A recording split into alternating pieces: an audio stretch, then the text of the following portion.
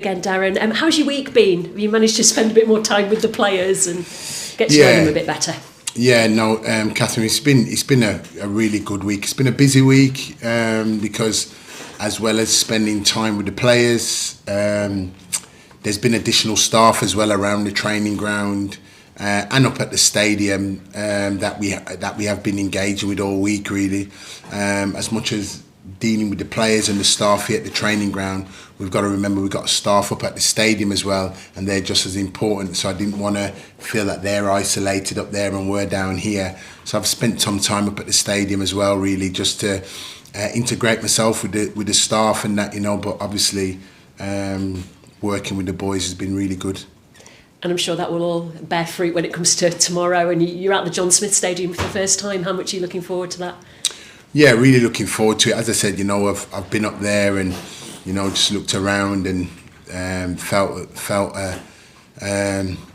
just being in the arena and seeing it really from my own purposes, meeting some of the staff and just getting in there on that match day experience and knowing where everything is.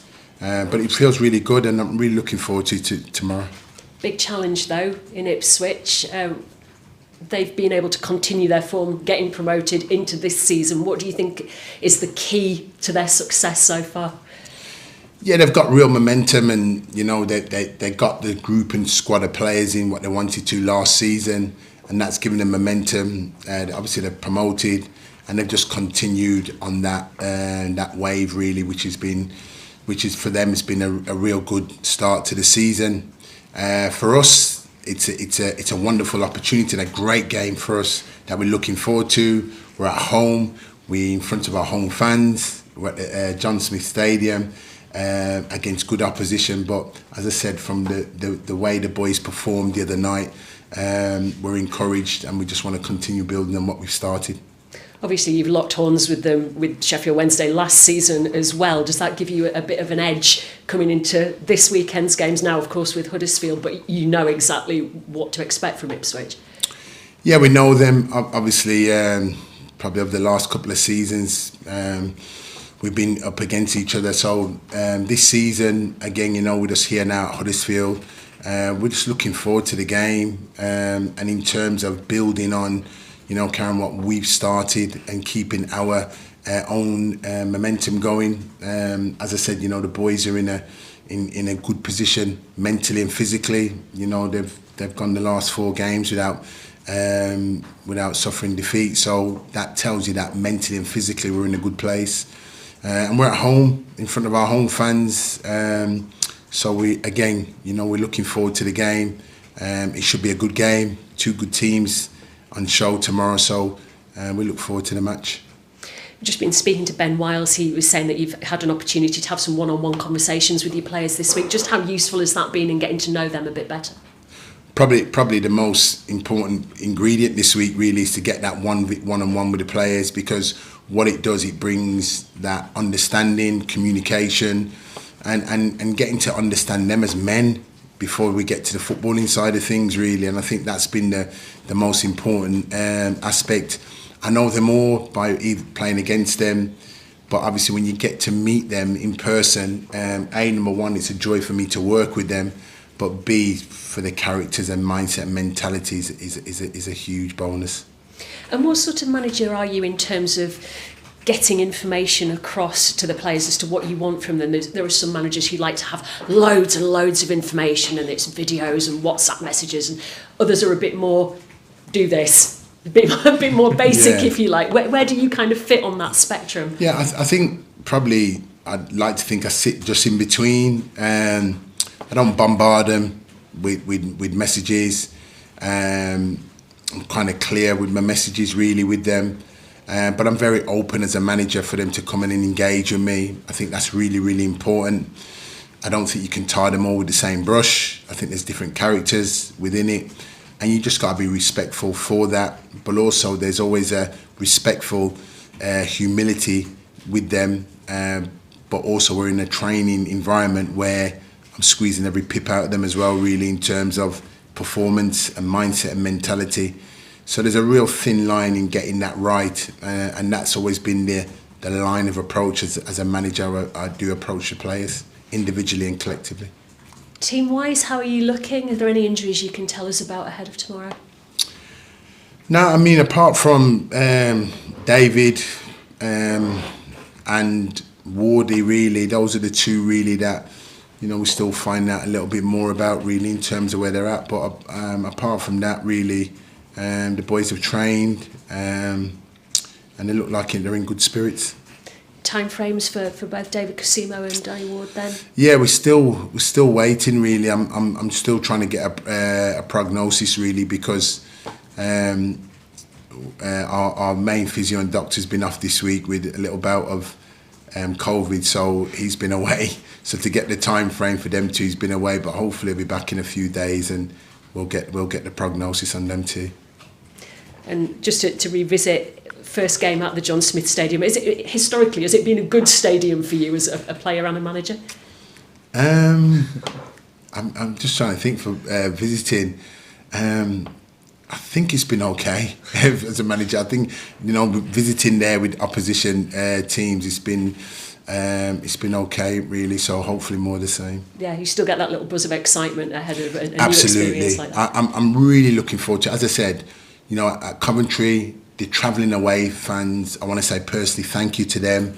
The reception they gave myself and the team was excellent, and I'm really looking forward to seeing the home crowd tomorrow and seeing them all tomorrow and being at the John Smith Stadium, first home game of the season, certainly for me and my staff coming there and just engaging again with the support and that, and just getting them to be vocal and right behind the team and driving us on forward. So yeah, we look forward to seeing them all tomorrow. Best of luck. Cheers, thank you. Thanks, Catherine. We'll come to Stephen from Yorkshire Live. Hi, Darren. Is Josh Ruffles back in training then? Yeah, Stephen, he's trained, so he's been back in training, so which is great for us, really. That's good news. I mean, you've got good options at left back, left wing back there with him, Yuta, Ben Jackson, Jaheim Headley. So do you see that as a position of strength?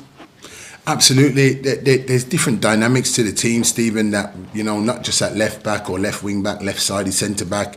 We've got good left footers in the team, we've got good right footers in the team. To have both combinations means that you can bring a balance and fluidity to the team. So there's good options for the team. So having Josh back in there, it just gives us more options. We know that sort of Ipswich, they get a lot of goals out of their high press. First half the other day, we saw the team sort of struggling to get out of their own half. It gives you a bit of a puzzle to solve that, doesn't it? Yeah, I mean, that's football where a certain team goes with a certain style and the other team plays it, and ultimately you're trying to nullify each other's strengths and weaknesses. And as I said, you know, yes, they're a team that work hard on the pressing elements of the team, and we've got to rectify and see that. No different to any other game, Stephen, that we prepare for. We know it's a great game, it's an excellent game for us, but it's a game that we're really looking forward to, and keeping our own continuity going and keeping our own form going and keeping our aspects of the game going in terms of going forward. We feel we've got some good players here that present them and put them in the right positions can truly show what they're about in terms of their talent and ability. There's a few players who might have given you some pause for thought from Monday, particularly those who came off the bench and made an impression. It's good to have those kinds of decisions to make, I suppose. Absolutely. I thought we had a huge impact from the subs. I thought they were great. I thought they were excellent. The mindset and mentality of the group was excellent in terms of you can understand the first half aspects of the game, but once they got up to speed to the game, I thought you saw a more dominant and front foot performance from the second half, but that was aided with the substitutions as well, what came on. And we spoke about that, making that contribution to it, and they did just that really. So as again, you know, for any player, that's what you want to get as a manager. You want headaches in the right manner in terms of players putting themselves forward for starting places. I think there's a perception that there's you may be a bit light on options for centre forward. Is it a case with what you've got to try to find the right candidate for each individual game? Yeah, let's have a look at the balance up there. As I said, you know, with me just arriving at the football club, let's have a look, and only over the time we'll see what balance and combinations. What I would say is that every single game that comes by presents itself with their own challenges, but we have got people that can play up front and play on in those positions. And as I said, I thought the two that started up there did well, and I thought the two that come on did well. So really, so from a results point of view and performance point of view, I thought all four of them played that you deemed to go in them front positions played their part. Apologies.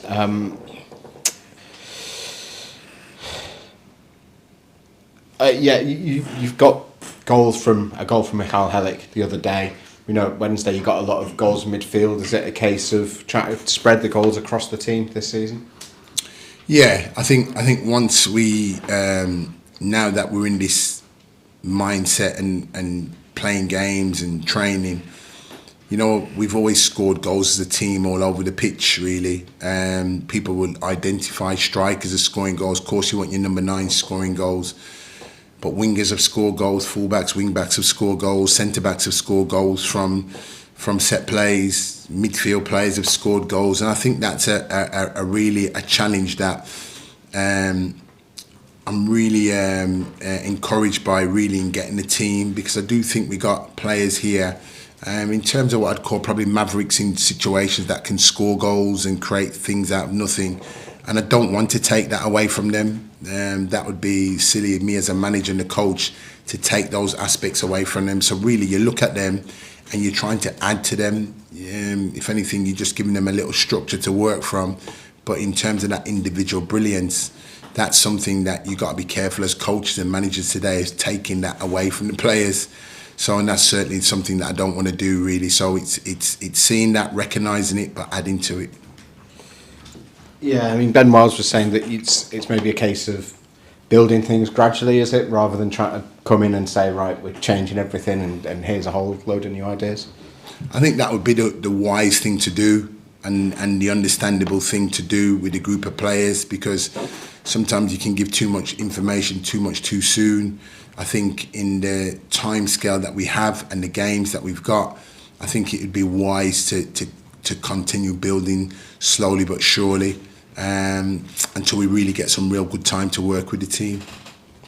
That's all from me. Best luck for tomorrow. Thank you. Cheers. Thank you, Steve. We'll come to Leon from the Yorkshire Post. Hiya, Darren. Hello, Your first game, I remember Sheffield Wednesday, that was Rotherham, that was in COVID and nobody's there. I mean, you'll get the full experience this time at your first home game, and you'll be grateful for that. You know, that's what it's all about, isn't it? Yeah, I mean, now, I mean, I walked out at Coventry in the week, and inside me, just to share with everybody, I thought, yes, Darren, perfect. Yeah. You're back in the touchline, just where I walked in the arena and just looked around, and I said it to me personally inside. Yeah. So that just triggered that. You know, it was a tick for me personally. Yeah. But I was happy to be back in that technical area.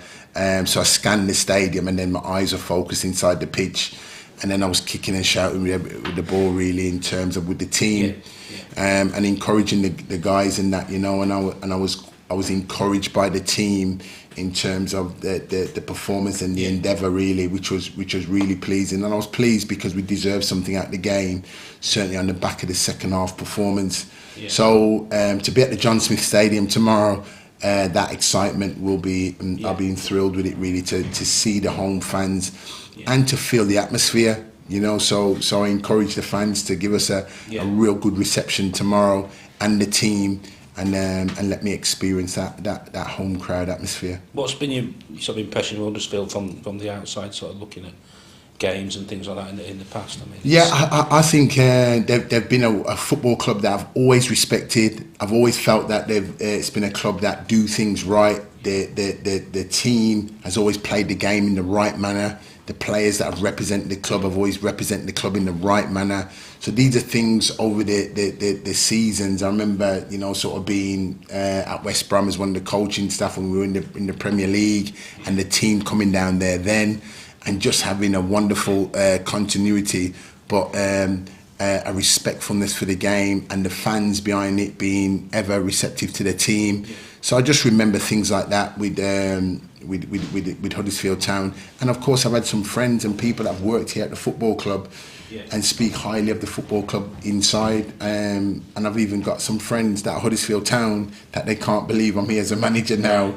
And I said, you couldn't write it, but that's football. We understand football. So to engage in that, I'm a manager that's very, very respectful of this football club, the town of Huddersfield, and all the fans and staff at the football club. People talk about new managers coming in styles and things like that. Who are the sort of teams that have sort of forged you, if you like, you know, have caught your imagination and made a big impression on you, even, you know, when you were a lot younger, that sort of thing? God, I mean, I remember, you know, Sir Alex at Manchester United back then with, you know,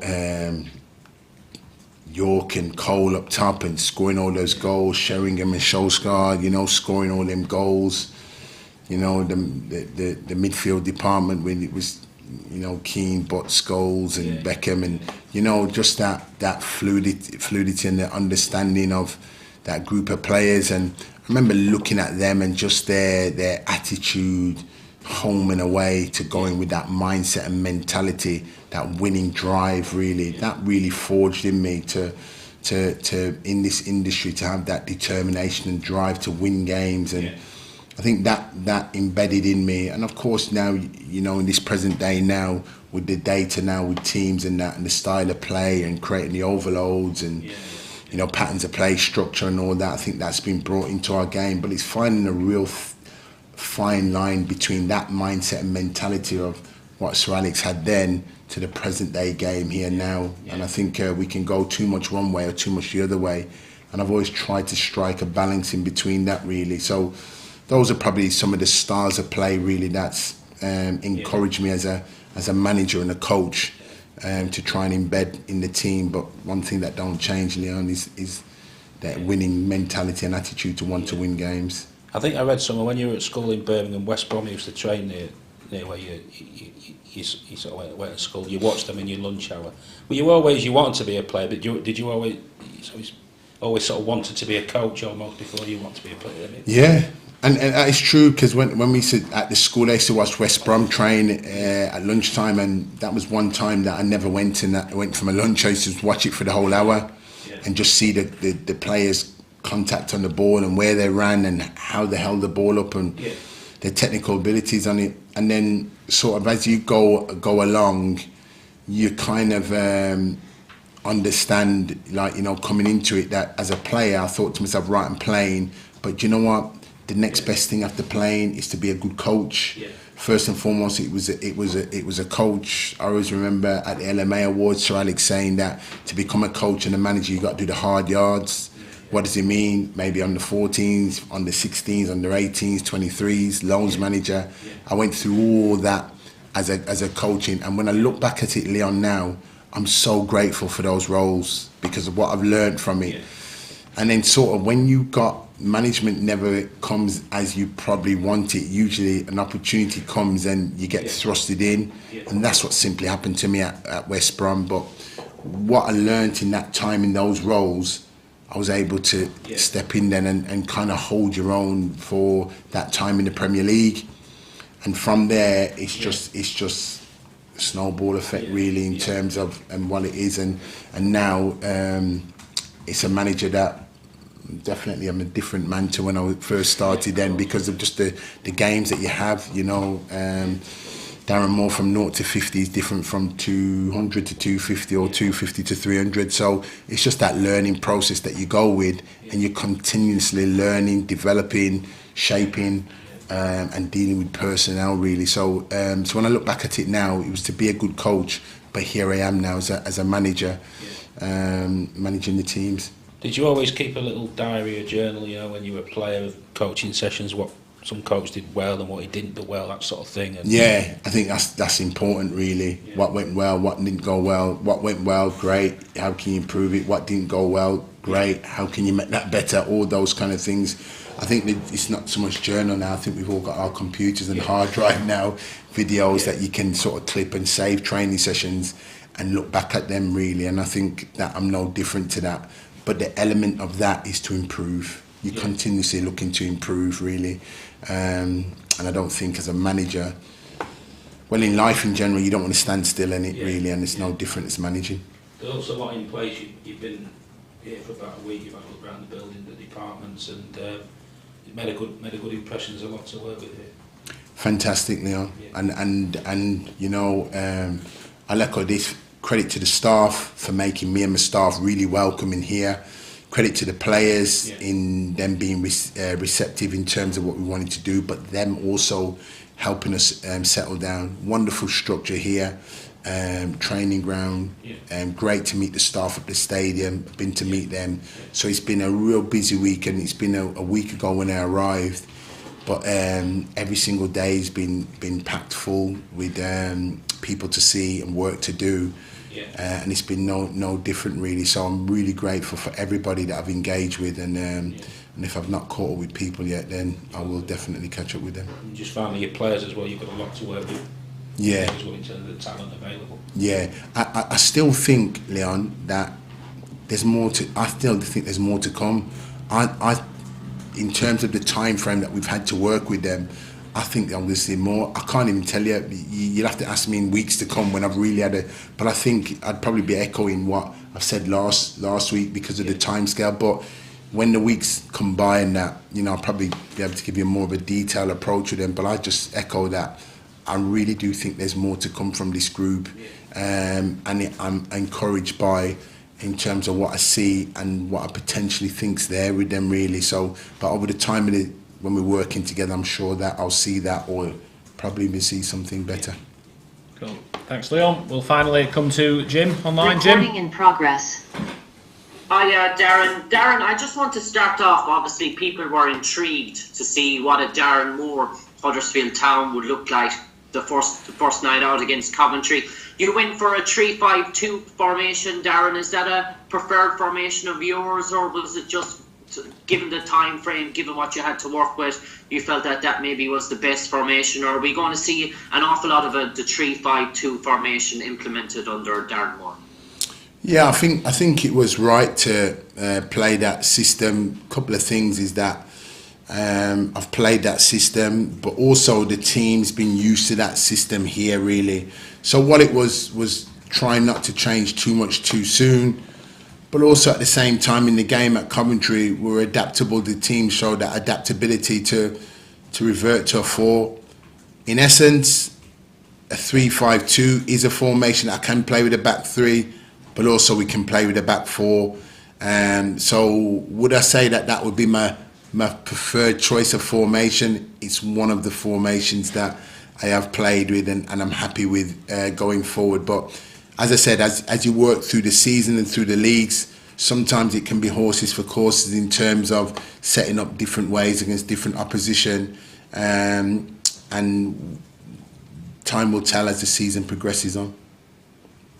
Yeah, and I suppose with that sort of formation, it's the three, obviously, of Willis, Rodoni, Hogg. But I'm just wondering, how does, under Neil Warnock, he had a really good start to the season, young Mali international, 6 appearances, Brahimi Diarra. He's this sort of a flair player that likes to play in the hole. He can't really play in the tree, sort of plays off the front men. Have you been impressed by him so far since you've been in the training, and how does he sort of fit in? Because he really plays in a specific position, really. He's such an individual flair character. He's only really can play in that hole or behind the sort of front man.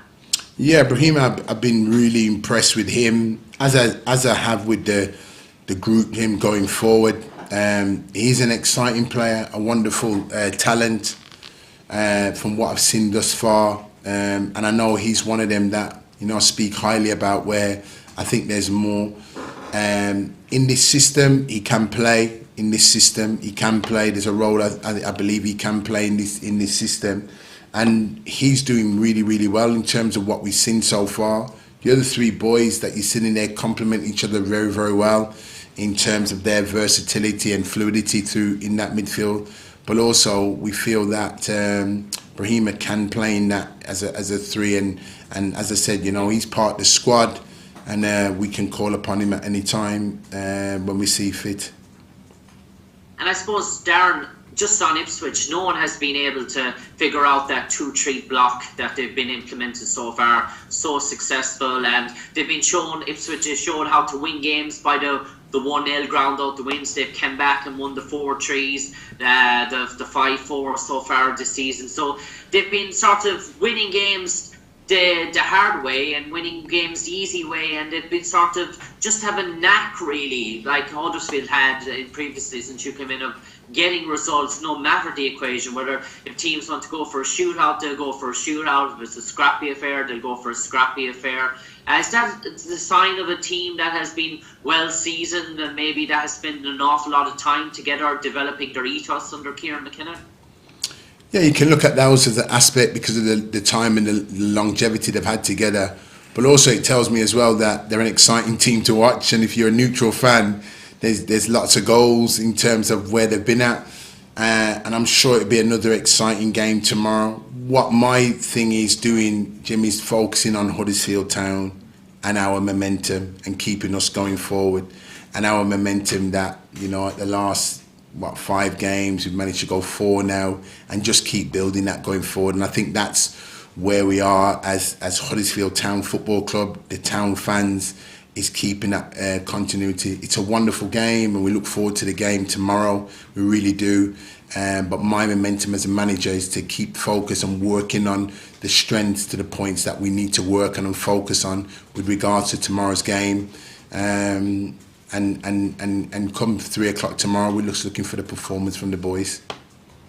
And finally, Darren, one thing that Neil was able to do so successfully at Huddersfield, he was able to maybe look down at the reserves, the under-19s, the under-23s, and able to pick out players and bring them straight into the first team squad training, and then give them then plump them into matches and discover players in terms of not needing to go to free agency market and sort of stuff like that. I know you're only in the door at Huddersfield Town a week, but is that something that you plan yourself to go watch these reserve games, these under-21 games, these under-20 games, and see if you can do like Neil did and maybe find 1 or 2 guys in terms of that and say, yeah, they are ready for the step up. They don't need to go out on loan in January. They can develop here right now and be able to make an impact this season.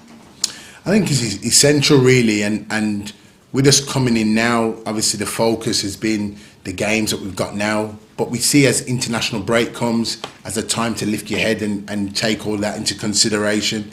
We've got meetings scheduled in for the international breaks with the B team and the younger groups scheduling already in place. And it will be really important to see them and to integrate them in the first team training program. That's another way as watching them in games, but getting them in training group programs, really. So again, over the time scale, Jim, we'll get to see these players and get to hear about these players and get those meetings. Probably the reason why I've probably not seen them as yet, it's just been the time, really. But in time, we'll get that, and then I'll be able to talk and allude more on it. But I'm really looking forward to meeting all the other coaches, getting an understanding with the younger players, and how collectively and cohesively we can definitely integrate all of them, because they're really, really important for Huddersfield Town Football Club going forward. And if there is any hidden gems in them younger players, then I'll find them, and we'll get working with them, and we'll detail the programme as we are to improve them, because the ultimate aim for them is playing football for Huddersfield Town first team. Cheers, Darren. Best of luck. Cheers, thank you. Thanks, Jim. Thanks, everyone. We'll Cheers. see you on Saturday. Cheers.